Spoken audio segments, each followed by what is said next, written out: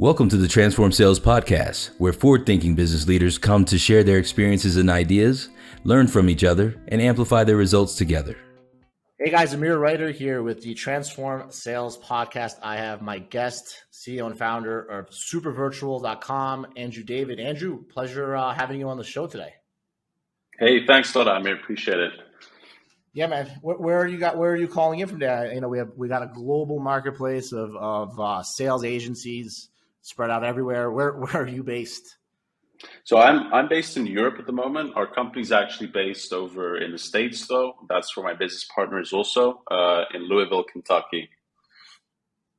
Awesome. So you're the EMEA guy, and then you got the States guy who's your partner, which is great. I love the fact that we live in this modern world where there's kind of no limitations anymore to where you can be, which is awesome. So just to keep context for the show, you know, the people listening to the show are, you know, B2B companies that are either considering outsourcing their sales campaigns to generate qualified meetings, or they've done it before and they failed and they want to learn what they can do better. And really just highlighting for the people listening, you know, the natural tendencies and mistakes that buyers and sellers make when doing business. But obviously, before we get into that question, we'd love for you to maybe just do a quick introduction. Let everybody know who's listening, you know, how you got into the outsourcing sales business, how you got, you know, what you're doing here, like what brought you here into this industry. Yeah, for sure, man. So like you said, I think working remotely, that was one of the big drivers for me. I started out in marketing. I had a marketing agency kind of pre-COVID. We were doing okay. I think marketing wasn't my niche. I didn't want to stick around there too long. I started doing more phone sales, just for kind of lots of different campaigns, different kind of offers, different niches, and I realized there was a big opportunity there. That's when also at the same time I met my business partner, Brad, and it just kind of happened by accident. You know, this whole getting into the agency model. What really happened was we started hiring freelancers, right, mainly from the Philippines. And what we saw was that as we started to, once we dialed in our offer and we knew who we were selling to, it was a lot easier to not only work with them, but to get pretty much the same results for a fraction of the cost, you know, sometimes even better results. One thing led to the next, and that's really how we came about, you know, over time. We tinkered a little bit with the hiring process. We figured out, you know, how to spot a bad apple, how to find, you know, cream of the crop, so to speak, sourcing candidates, screening them. And we've refined that to a point where now we have a well-oiled machine and we're able to actually, you know, find that top 1% of candidates and place them, you know, for an affordable price. That makes a lot of sense. I love the fact that you were hitting the phones yourself. I find that some of the best agencies are led by leaders who are experts at the craft themselves. So kudos to you with picking up the phone. Yeah, you got to start out with the grind, right? That's how you get it going in the early stages, for sure. I agree with you. I'm a big fan of executing the work at a high level before ever, you know, fixing problems. You got to fix your own problem, then you help other people, which is awesome. Now, you know, for all this time that you've been in the industry, I'd love to talk really about what you've seen and what you've experienced as a seller from buyers that come, you know, land on your website, they get introduced, they book time with you. You know, what mistakes are buyers making? What comes to mind first, just off the top of the head? Well, there's so many things, right? I think the number one mistake, if we start from there, it would be they don't have a product market fit. I feel like that's really number one. They just don't know who they're going for. They don't know, you know, what how to approach them, you know, with what medium. And it's not really the job of the agency to figure that out. Like an owner needs to know, what's their target. Because we're not consultants, right? We're really we're coming in and we're working with something that they've got in place to then make that better, right? But we can't decide that for them. It's really a choice. Well, it's not that you can't. It's that that's not the service you're offering, and it's a gap, right? Like if you didn't do market validation and you're skipping a step, and you're going from I never actually validated my offer, I never validated my channels, but I expect an outsourced sales agency to both get an ROI and execute. It's kind of ludicrous, right? Which I've seen too. So I agree with you. I agree with you there, and I think it's nice that you said it. You're like, hey, we're not consultants, right? And that's an interesting thing because I what I find, and I'm sure you experience it too, is that buyers are almost in a way scared of consultants, but they don't have the expertise. I've seen companies, and I keep bringing it up on these podcasts because it happened last week, where somebody from our marketplace was hired for a company that raised the Series B, 65 mil. It's a fintech company, fintech as a service, and they hired this SDR who I know to be an SDR manager, but once he started working, he realized that he was actually testing out the offers, the phone scripts. He was making it all at the same time. And this SDR is a 30-year-old guy. He couldn't sleep. He was like, Amir, I can't fail. I don't know why I can't meetings. And I was like, and I said to him, I was like, dude, you're not a sales consultant. I was like, it is not your job to find out product market fit and do messaging. And what happened was the CEO was just, I'll use the word, he's cheap. CHEAP, cheap. The guy raised $65 million. He's bragging about his Series B, which basically means he ran out of money in Series A. Instead of hiring a sales consultant that, they charge who knows, $15K a month. They're all different, right? Instead of hiring an expert, a guy who's been there, done that before, he's trying to hire an SDR thinking that he can cold call and get meetings for a product that costs $100K. So I think what you just said is something that I see daily. I've experienced it recently. And it's like this kind of gap where because people typically consultants are expensive or, they're not, it's a little bit, it's harder to hire the right consultants, right? People are skipping that whole step. They're skipping a consultant building out their process, and they're skipping market validation, and they're going right to hiring employees or right to hiring outsourced agencies. So I'm glad you brought that up. What do you think? What do you think is a potential cure for that symptom? Well, look, on the flip side, I think there's nothing wrong with going straight to market and just testing things out, right? Especially early stage, you want to be testing out offers as much as possible. I get that. I think maybe buyers, they just need to be more aware of what the expectation is, what is the KPI here, what are they looking to accomplish, because if you don't have a great product market fit, if you're still kind of very early stage or you're testing out new offers, you need to have some room for flexibility. You've got to be willing to test things out and maybe be okay with understanding that there's a process involved. And if the SDR is going to wear those shoes of the consultant as well, then you got to have the time and the budget to work with them through that process, right? Yeah, no, I agree with you. And the bottom line is that you can get market validation from an outsourced sales agency. It's just that if you focus on this concept of having an ROI, you're really focusing on the wrong deliverables because, right. What the deliverables are market validation. Did they like your offer? Yes or no? Did your messaging resonate with the CFO like you thought it would? Or is it resonating more with the CEO, right? Like these are experiments that you either know or you don't know, and you have to line up the message and the channel and the timing, right? So if people were coming in for a market validation campaign and it was sold the right way, being like, this is what the outcomes will be.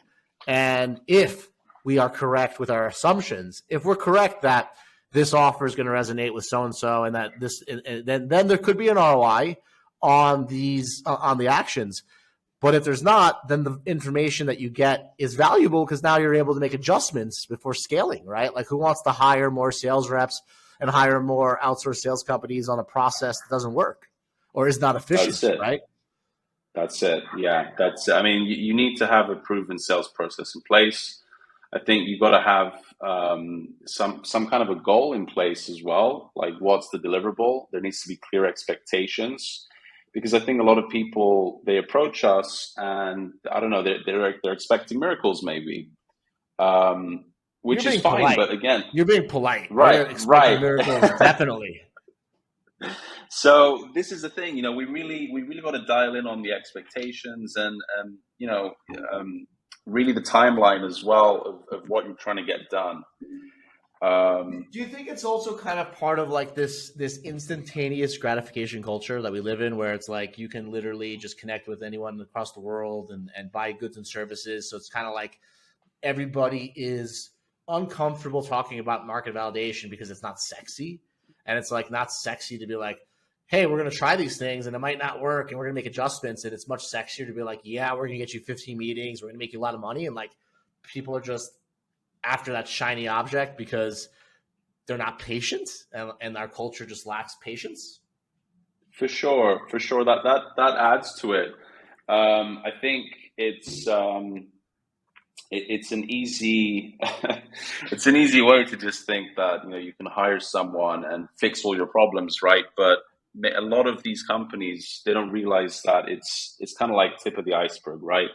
There's so much going on under the surface, which again, if we come and we see that there isn't a clear process in place, there's only so much we can do, only so much we can work with. So yeah, that makes a lot of sense. Yeah. So, I'll tell you right now, I've been interviewing sales outsource agency leaders. I'm super excited because there's a lot of consistency with what everyone's saying. And I want people to listen and to start understanding that, like, if I interview 40 owners of outsourced sales agencies and they're all saying the same thing, like, maybe you should listen to it, right? Maybe peel back the onion and maybe Google things like market validation. You know, why should I do a market validation campaign? What is a market validation campaign, right? Like maybe it's time to kind of open your ears, because I think the biggest fear of any buyer is that they're going to pay for, you know, 3 to 6 months of work and not have an ROI. And I think the biggest fear of every seller is that if you don't give a buyer what they want to hear, they'll go to somebody else and you'll lose the business, right? Correct. Yeah. I think it's time that we stop doing that as much as we can, because it's hurting both the buyer and the seller. But yeah, I definitely agree. I agree with that. Right. It's we could talk for an hour and a half about that one point because it goes so deep, and maybe we will another show. But just to keep it rolling, what other problems or mistakes are buyers making on top of just, you know, not really understanding what type of campaign, you know, let's call this problem the wrong campaign, right? Like coming in for an ROI when you should be coming in for market validation, right? Like that's problem number one. They're skipping steps, right? They want the end result. They want a buyer that's happy, but they don't have the middle. And that's the main problem. I'm going to give a checkbox and say to you that I support that as something that I've seen as well. What else have you seen? I think aside from that, definitely another big one is a lack of systems. I feel as though a lot of business owners approach us. They don't have systems in place. Like they don't track their numbers. They don't, there's no transparency into the sales process, and maybe they expect us to just kind of, you know, like I said before, wave a wand and work miracles. But I feel like, yeah, CRM is obviously basic, right? You got to have a CRM. Beyond that, though, there should also be, if they have solid numbers to work with that we can work off, then at least we know that their expectations would be realistic or not. You know, what are they, again, what's their ultimate goal? Are they looking, you know, for an ROI? They're looking for the validation. If they're not where did you get this number 15? Everybody's got 15 meetings stuck in their head. It's like as if it's like what the cool kids are doing, right? But if Right. you don't have market validation and you never went through the process yourself, where the fuck are you getting this number 15 from? Correct. Correct. And this is the problem, is that if you're not tracking those numbers, even from the early stages, it just brings us back to the same problem of we're back to kind of square one, and back into the validation. So I think another big thing is you've got to track your numbers, right? You've got to track every single thing that you can track. It should be tracked as a process, right? Like how many calls does it take to get a meeting? How many meetings does it get to get a sale? And obviously that's overly simplified, but there's different stages to the process, right? That needs to be mapped out even on a basic level. Yeah. Otherwise, it's really difficult. How big do you think the metric of how many times did a rep follow up with the lead post meeting booked, and conversions play into a campaign? Like, how is that like something that's critical and overlooked, or what other KPIs do you think are the big ones that people are missing? Yeah, that's a great one. I mean, they always say, the gold is in the follow up, right? It's true. I think from what we've seen in our personal numbers, I'll tell you this, that the average sale will happen after, I think it's the 8th or 9th contact attempt. So definitely, yeah, you can't just expect to, even if you're working with the best marketing company in the world, you can't expect a lead to convert first or second time. You've got to speak, you've got to have a few contact points, you've got to do a few follow-ups. And database reactivation as well. That's another big one. Like, those are very quick, easy wins. I feel as though someone has a bunch of old leads that, they're aware of, what the product or service is. You can just reach out to them and say, hey, how's it going? Have you thought about this recently? And you can get a lot of sales like that as well. So low hanging fruit. Well, I agree, and I almost feel as if it's this adversarial approach of you versus me, where they feel that if they hire an internal team, they're like, here's these leads, go after them. And then if they hire an agency, it's almost like, because you're an agency, you're not part of our internal team, we want to make this really hard for you. We want you to go after strangers who never heard of our brand. We want a ROI in 6 months, even though our sales cycle is 9 months. And then they don't even touch their leads. So I agree with you. I'm like, back when CloudTask was a service company, which we're not, anymore, we had a company called Ipswitch where we had 11x ROI. You know what the difference was of that campaign? It was reactivated leads. We went through 40,000 leads, right? We had an 11x ROI, and it took two to tango. They had to set us up for success, right? I would imagine that throwing numbers out there, it'd be great to collect this stuff, but I would imagine that something like 90% of buyers have old leads that they don't work, but don't give them to outsourced sales agencies. And I would imagine that their reasoning is because they think they're getting more value out of getting an agency to go after strangers, but they end up firing the agency and then getting no sales. What do you think about that statement? Definitely, man. I agree. I think it's shiny object syndrome. It's the idea that just looking outside externally, the next thing's going to come along and save us. It's really just a case of not every business owner needs to work with an agency, right? Sure, they can do it themselves, but if they're going to do it themselves, they should really look inwards and then say, what have I got here? Do I actually have something to work with? And if so, am I going to follow through and do it? Go for it. If you haven't got the time, then work with us. We'll help you out. It's simple. But your statements ourselves, right? Like, unless it's the CEO doing the work himself, if they hire somebody internally or they hire an agency, isn't it still themselves? I'm like, you work for them the same way that an employee does. An employee works for them, $5,000 a month. Your agency works for them, $5,000 a month. Isn't it still them by hiring you? I'm like, why is it this concept that you're somehow not on their team? Right, because it's an external. It's a But if we're all it's a remote these days, we're all remote. What the fuck does that external even mean? you're not there forever, right? They're not going to give you stock But who options. You're is just there there on forever? contract. Well, look, if you're in some cases, right, you come across people that, at least in terms of loyalty, they're there from day one in the company. You know, they've been through everything with you from day one. At least you like to think they're going to stick around forever, right? That's the goal. I'll tell When you you're what. I'm working like, with it, you said that they can't give you stock options. Damn right they can. Tito Board is the owner of Alti Sales, and I'm pretty sure that he qualifies his customers out more than they qualify him to make sure that if he's going to do it right, he takes an equity stake and he gets them over the hump. So I'm still not sure. You're saying that legally somebody can't give a company stock options? I'll call bullshit. They can. maybe they could. If you worked out maybe consulting for equity, I think, but not like general agency. They're not going to get stock options for doing a project, are they? If you ask for it, you're a buyer. Maybe. If I bring you $1 million of business, I want 5% equity. I'm like, who wins? It's a hard Who bargain. wins? If you hit your goal, who's winning? The company. It's a win-win. So who has a higher chance of giving you $1 million in revenue? A company run by Andrew David and his teammates that have 5 years, 10 years experience, or some individual? I would put my bet on a company versus an individual.